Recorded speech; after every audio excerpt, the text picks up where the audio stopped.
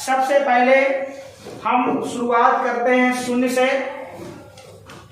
ये आप देख पा रहे होंगे, ये शून्य है। इस प्रकार के फ्लैक्स कार्ड हैं।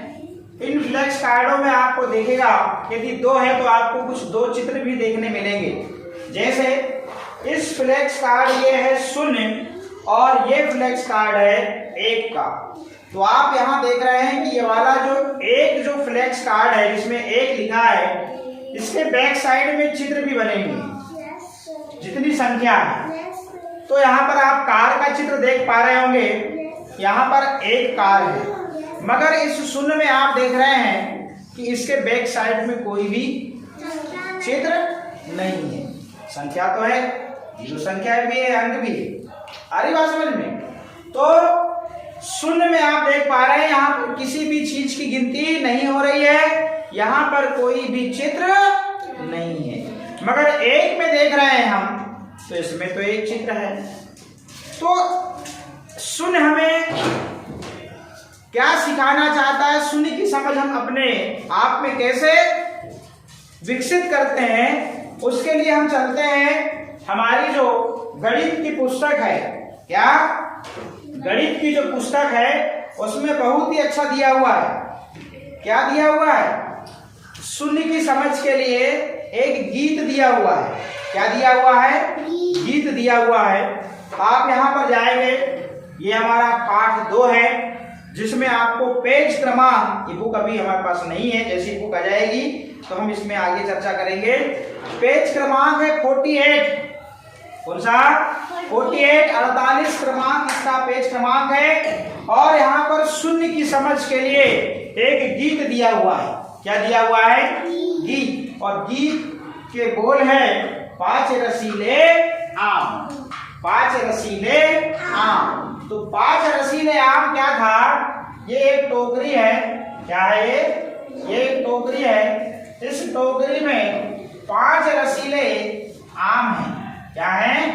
5 रसीले आम हैं। इस प्रकार से ये देख रहे हो आप, ये आम है, ये 5 रसीले आम इस टोकरी में। गीत क्या कहता है? गीत को हम समझते हैं और 0 की समझ को हम विकसित करते हैं। 0 का चिन्ह आप जानते हैं इस प्रकार होता है। 0 का प्रतीक चिन्ह कैसा होता है? ऐसा होता है। तो इस पुस्तक में एक गीत दिया हुआ है कि 5 रसीले आम, 5 रसीले आम टोकरी में रखे थे।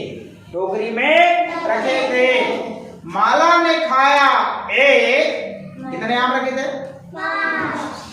5 रसीले आम टोकरी में रखे थे।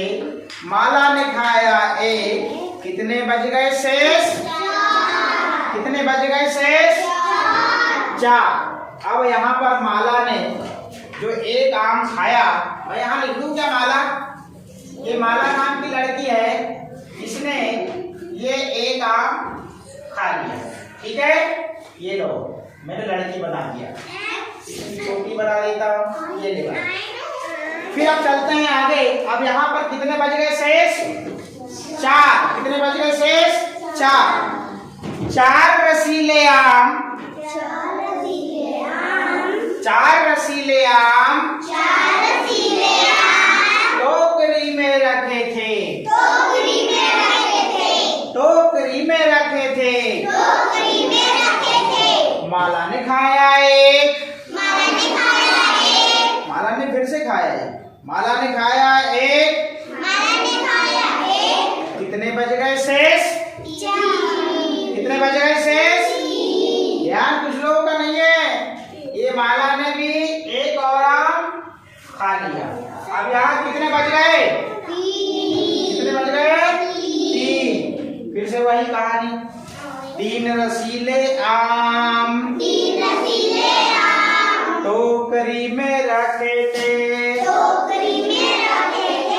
माला ने खाया एक। माला ने खाया एक। कितने बज गए शेष? कितने बज गए शेष? 2। फिर से वही 2 रसीले आम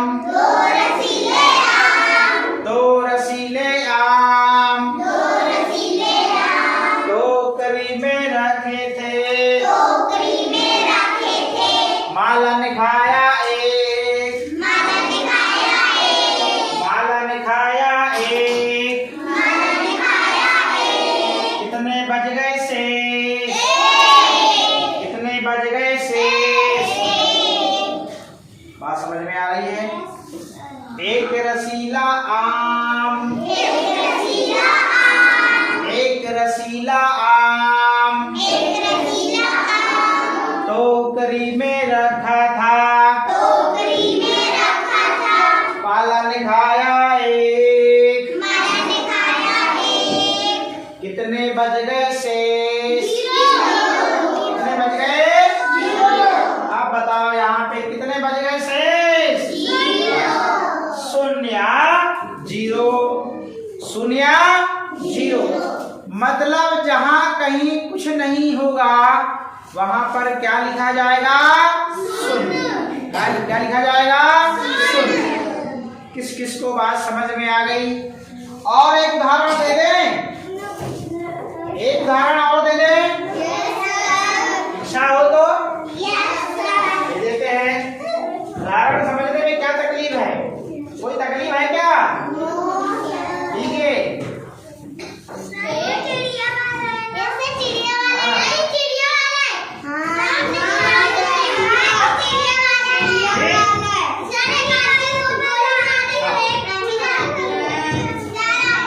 पांच छोटी चिड़िया, पांच छोटी चिड़िया पेड़ पे बैठी थी, पेड़ पे बैठी थी। एक उड़ी फुर से, एक उड़ी फुर से। कितनी बज गई शेष?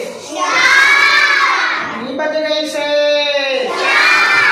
चार छोटी चिड़िया, चार छोटी चिड़िया, चार छोटी चिड़िया, चार छोटी चिड़िया पेड़ पे बैठी थी, पेड़ पे बैठी थी। एक उड़ी फुर से, एक उड़ी फुर से।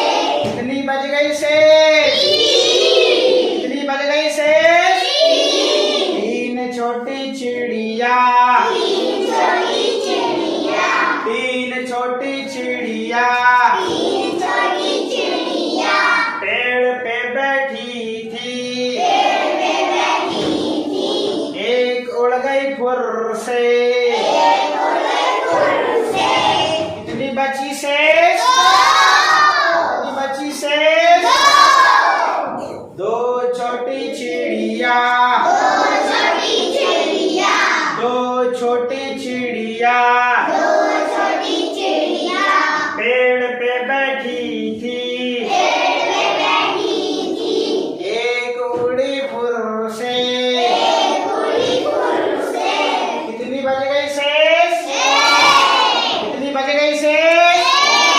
एक छोटी चिड़िया, एक छोटी चिड़िया, एक छोटी चिड़िया, एक छोटी चिड़िया पेड़ पे बैठी थी, पेड़ पे बैठी थी। वो भी उड़ गई फुर से, वो भी उड़ गई फुर से। कितनी बज गई शेष? कितनी बज गई शेष?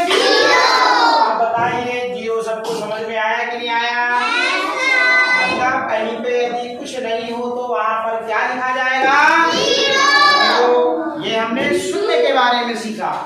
शून्य को ही अंग्रेजी में जीरो कहते हैं। क्या कहते हैं? जीरो।